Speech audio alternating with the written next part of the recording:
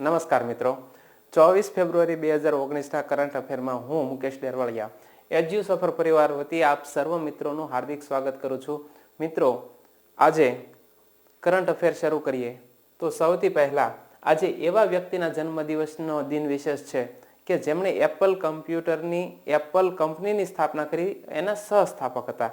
તો હવે તમારા દિમાગમાં બત્તી તો થવી જ જોઈએ. અને એની સાથે સાથે દેશની 12 કરોડ ખેડૂતોના ખાતામાં આજે 2,000 ટ્રાન્ઝેક્શન દ્વારા નાખવામાં આવ્યા છે. એની પણ હું વાત લઈને આવ્યો છું. તો મિત્રો, શરૂ કરીએ આજના કરંટ અફેરને. ખૂબ જ અગત્યના ટોપિક છે અને એક એવા બેડમિન્ટન ખેલાડી કે જેમણે તેજસ નામના ફાઇટર પ્લેનમાં પહેલી ઉડાન ભરી અને 23 વર્ષીય, તો એવા પણ મહિલા ખેલાડીની વાત કરવાનો છું. તો શરૂ કરીએ આજના કરંટ અફેરને. તો આજના દિન વિશેષમાં છે સ્ટીવન પોલ જોબ્સનો જન્મદિવસ.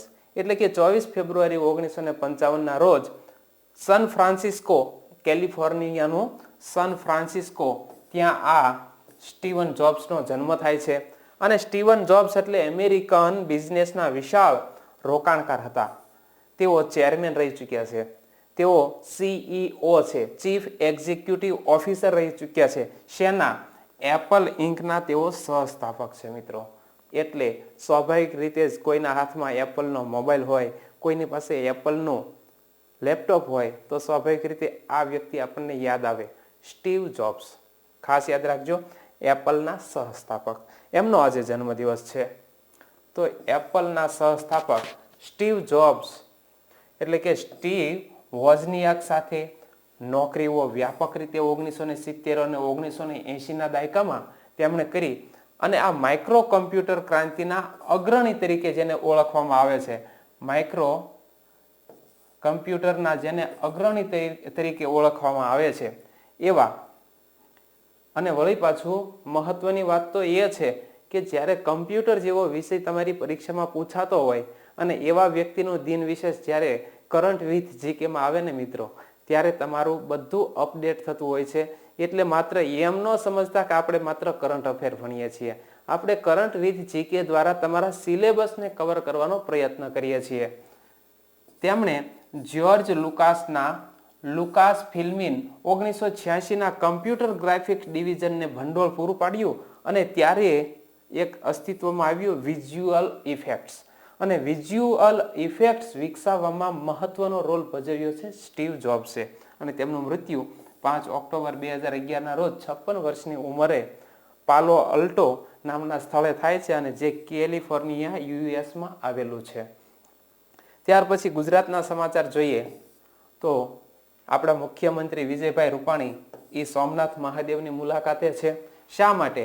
તો કે સોમનાથ ખાતે તેમને બીજા નંબરનો દ્વાદશ સંસ્કૃત શબ્દ છે, એનો અર્થ થાય છે 12. તો 12મો જ્યોતિર્લિંગ સમારોહ 2019નો શુભારંભ કરાવ્યો છે આપણા માનનીય મુખ્યમંત્રીએ. અને આ સમારોહમાં CM શ્રી વિજયભાઈ રૂપાણી ઉપસ્થિત રહ્યા હતા અને તેમણે શિવલિંગ ઉપર જલાભિષેક પણ કર્યો હતો, જેમાં ઉજ્જૈન મહાકાલેશ્વર ખાતે ચાંદી જડિત ધ્વજદંડની આસ્થાપૂર્વક પૂજન પણ કરવામાં આવ્યું હતું. મિત્રો, એક પહેલા વિનંતી છે કે અમારા એજ્યુ સફર ચેનલને તમે લાઈક અને શેર કરવાનું ન ચૂકતા. વચ્ચે તમારી પાસે એક હું માંગણી પણ મૂકી રહ્યો છું. ત્યાર પછી આગળ વધીએ તો સોમનાથ એ ગુજરાત રાજ્યમાં સૌરાષ્ટ્રના સાગરકાંઠે આવેલું ભવ્ય મંદિર છે, જે ભારતની અંદર જે 12 પવિત્ર જ્યોતિર્લિંગ છે એ પૈકીનું એક આ શિવલિંગ એટલે સોમનાથ ભગવાન શિવનું મહા. તો અહીં તમે જે ઇમેજમાં જોઈ શકો છો તે છે સોમનાથ મહાદેવનું મંદિર. તો આના વિશે હું તમને જીકેમાં એક પ્રશ્ન પૂછું છું કે સોમનાથ કયા મુઘલ શાસકે લૂંટ્યું હતું, કયા વર્ષે લૂંટ્યું હતું, કેટલી વાર લૂંટ્યું હતું, અને આ સોમનાથ મહાદેવ મંદિરનો જીર્ણોદ્ધાર કોણે કરાવ્યો હતો? આવા પ્રશ્નો જ્યારે કોઈ પણ કરંટ અફેરની બાબતમાં આવે ને મિત્રો, ત્યારે તમારે એની સાથે આ બધું કનેક્ટિવિટી કરવી પડે. તમારી પાસે એક જો મજબૂત ચુંબક હશે મગજરૂપી, તો એની આસપાસ જે ઘેરાવામાં જે સામાન્ય જ્ઞાન રૂપી નાના નાના ચુંબક પડ્યા છે એ તમે આકર્ષી શકશો અને તમારી તૈયારીને તમે એક ચોક્કસ ફ્રેમમાં ફિટ કરી શકશો. તો આગળ વધીએ. 12 જ્યોતિર્લિંગમાંનું આ એક જ્યોતિર્લિંગ છે. સોમનાથ મહાદેવનું મંદિર ગીર સોમનાથ જિલ્લામાં આવેલું છે. તાજેતરમાં જ તે નવો બનેલો ગીર સોમનાથ જિલ્લો, અને ગીર સોમનાથ જિલ્લાને યાદ રાખવા માટે આપણે એક સૂત્ર બનાવ્યું હતું, ABCD મામો ગીરમાં ગયો. તો એ પણ તમે યાદ રાખજો. A એટલે અરવલ્લી, B એટલે બોટાદ, C એટલે છોટાઉદેપુર, D એટલે દેવભૂમિ દ્વારકા, ABCD. મા એટલે મહીસાગર, મો એટલે મોરબી, અને ગીર એટલે ગીર સોમનાથ. તો આ નવરચિત જિલ્લાઓ 2013માં થયા. નરેન્દ્રભાઈ મોદી આપણા મુખ્યમંત્રી હતા એ સમયગાળા દરમિયાન. અને ગીર સોમનાથનું વડું મથક કયું છે? વેરાવળ. આગળ વધ્યા તો ભારતના સમાચાર. કિસાન સન્માન નિધિ યોજનાનો શુભારંભ કરવામાં આવ્યો છે. તમે એ પણ અહીં જોઈ શકો છો કે સૌથી પહેલા ટ્રાન્ઝેક્શન દ્વારા માનનીય મુખ્યમંત્રી દ્વારા 12 કરોડ જેટલા ખેડૂતોને આ સહાય આપી છે. તો આ યોજનાનો શુભારંભ નરેન્દ્રભાઈ મોદીના હસ્તે કરવામાં આવ્યો છે. આ યોજનાનો શરૂઆત કઈ જગ્યાએ થઈ છે તે પણ તમે ખાસ યાદ રાખજો. ઉત્તર પ્રદેશના ગોરખપુર જિલ્લામાંથી આની શરૂઆત થઈ છે. આ યોજનાની જાહેરાત ક્યારે થઈ હતી? તો ગત 1 ફેબ્રુઆરીએ આપણા પિયુષ ગોયલજીએ જ્યારે વચગાળાનું બજેટ રજૂ કર્યું એની અંદર આ જાહેરાત કરવામાં આવી હતી. આ યોજનામાં કોને લાભ મળવા પાત્ર છે? 2 હેક્ટરથી ઓછી જમીન ધરાવનારા નાના ખેડૂતો, સીમાંત ખેડૂતો, એને દર વર્ષે 6,000 રૂપિયા આપવામાં આવશે. અને 6,000 રૂપિયા 4 મહિને 2,000નો હપ્તો, બીજા 4 મહિને 2,000નો હપ્તો, ત્રીજા 4 મહિને 2,000નો હપ્તો, 3 હપ્તામાં 12 મહિના 6,000 રૂપિયા. તો આ યોજનામાં ખેડૂતોનો પહેલો હપ્તો 2,000 રૂપિયા ડીબીટી, ડાયરેક્ટ બેનિફિટ ટ્રાન્સફર, એના દ્વારા બેંકમાં આપવામાં આવશે. અને એની શરૂઆત આજે થઈ ચૂકી છે. ત્યાર પછી જો આગળ જોઈએ તો નેશનલ ન્યૂઝમાં છે, પીવી સિંધુ તેજસ ફાઇટર જેટની પ્રથમ મહિલા કો પાયલોટ બની ગઈ છે. પીવી સિંધુ નામ આવે એટલે સ્વાભાવિક રીતે જ આની સાથે જોડાયેલા કેટલાક તથ્યો યાદ આવે. જેમ કે પીવી સિંધુ ક્યાંના વતની? હૈદરાબાદના. કઈ રમત સાથે સંકળાયેલા? બેડમિન્ટન સાથે. 23 વર્ષીય આ ખેલાડીએ હમણાં જ ઓલિમ્પિકમાં કયો મેડલ મેળવ્યો? જે રિયો ડી જાનેરોમાં બ્રાઝિલ મુકામે આ ફાઇનલમાં આપણે જોવા મળ્યા હતા. તો આમને સિલ્વર મેડલ મળ્યો હતો. આવા બધા તથ્યો આપણે કોઈ પણ ચિત્ર જોઈએ ત્યારે મગજમાં આવવા જોઈએ. તો આના વિશે આપણે જાણીએ તો પીવી સિંધુએ બેંગ્લોરમાં એલાહાંકા એરબેઝ ખાતે એરો ઇન્ડિયા 2019 જે અત્યારે શો યોજાઈ રહ્યો છે, એરો ઇન્ડિયા 2019નો જે શો યોજાઈ રહ્યો છે એના ચોથા દિવસે ભારતીય હવાઈ દળના લાઇટ કોમ્બેટ એરક્રાફ્ટ પરથી ઉડાન ભરી હતી. પીવી સિંધુ તેજસ એરક્રાફ્ટની ઉડાન ભરનાર સૌથી ઓછી વયની વ્યક્તિ અને પહેલી મહિલા કો પાયલોટ બની ગઈ છે.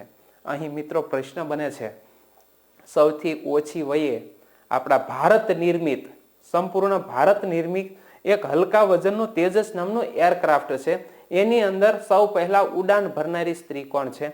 પીવી સિંધુ. તો એમનો આજે આ રેકોર્ડ બની ગયો છે. પીવી સિંધુ 23 વર્ષીય ભારતીય બેડમિન્ટન ખેલાડી છે, જે હમણાં જ વાત કરી. અને પીવી સિંધુ હૈદરાબાદના પણ વતની છે. અને પીવી સિંધુએ ઓલિમ્પિકમાં જે સિલ્વર મેડલ એટલે કે રજત ચંદ્રક જીતનાર એવા પ્રથમ ભારતીય મહિલા બન્યા છે. કોમનવેલ્થ ગેમ 2018માં સિંધુએ મહિલા સિંગલ્સમાં સિલ્વર મેડલ જીત્યો હતો. અને એશિયન ગેમ્સમાં 2018માં પીવી સિંધુએ સિલ્વર મેડલ જીત્યો હતો. તો એમની હારમાળામાં બધે તમને સિલ્વર મેડલ જોવા મળશે. અને આ એક ખાસ યાદ રાખજો, તેજસ મેડ ઇન ઇન્ડિયા અંતર્ગત ભારત દ્વારા વિકસાવવામાં આવેલું હલકા વજનનું વિવિધ ભૂમિકા ધરાવતું જેટ ફાઇટર પ્લેન છે, જેની આ પીવી સિંધુએ હાલમાં જ ઉડાન ભરી છે. અને તેજસ એ સંપૂર્ણપણે સ્વદેશી ડિઝાઇન સાથે ભારતમાં જ તૈયાર કરવામાં આવેલું સૌ પ્રથમ આ યુદ્ધ વિમાન છે. તેજસનો તમે અહીં ફોટો પણ જોઈ શકો છો. તેમણે આ ભારતમાં ક્યારે સામેલ કરવામાં આવ્યું? હવાઈ દળમાં 19 જાન્યુઆરી 2011ના રોજ ભારતીય હવાઈ દળમાં સામેલ કરવામાં આવ્યું છે.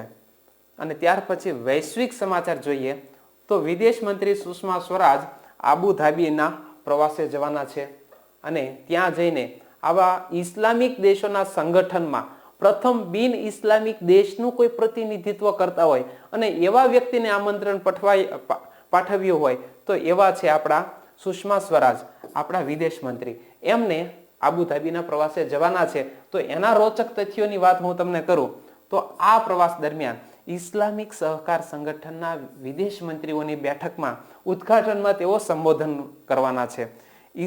ઇસ્લામિક સહકાર સંગઠનના વિદેશ મંત્રીઓની બેઠકોમાં બિન મુસ્લિમ દેશના અગ્રણીઓને પ્રથમ વખત આ આમંત્રણ આપવામાં આવ્યું છે. મોસ્ટ આઈએમપી ખાસ યાદ રાખજો ઘટનાક્રમ. અને આજના રમત ગમત જગત સમાચાર જોઈએ તો અહીં તમે જે ચિત્રમાં જોઈ રહ્યા છો તે છે અપૂર્વી. અને અપૂર્વીએ નિશાનેબાજીમાં ગોલ્ડ મેડલ મેળવ્યો છે. અપૂર્વીએ અને વળી પાછું ગોલ્ડ મેડલ મેળવ્યો એટલું જ પૂરતું નથી, તેમણે વર્લ્ડ રેકોર્ડ પણ બનાવ્યો છે. એટલે ખાસ મહત્વની ઇવેન્ટ યોજાઈ ગઈ. 10 મીટર એર રાઇફલ મુકાબલામાં વર્લ્ડ રેકોર્ડ તોડીને ગોલ્ડ મેડલ જીત્યો છે. અને જ્યારે આવો વર્લ્ડ રેકોર્ડ તૂટતો હોય અને જ્યારે આપણા આ શૂટિંગના ખેલાડી અપૂર્વી ચંદેલા એમના દ્વારા 10 મીટર એર રાઇફલના મુકાબલામાં આ રેકોર્ડ બનાવ્યો છે. અપૂર્વીએ કોમનવેલ્થ ગેમ્સમાં પોતાનો 252.9 નો રેકોર્ડ હતો એને અત્યારે તોડી નાખ્યો છે. તેમણે ડોક્ટર કરણસિંહ શૂટિંગ રેન્જ, જે આ સ્થળ છે કરણસિંહ શૂટિંગ રેન્જ, તો ત્યાં કને આ વર્લ્ડ રેકોર્ડ બનાવી અને હાલમાં ગોલ્ડ મેડલ મેળવ્યો છે. તો ખાસ યાદ રાખજો, અગત્યની ઘટના.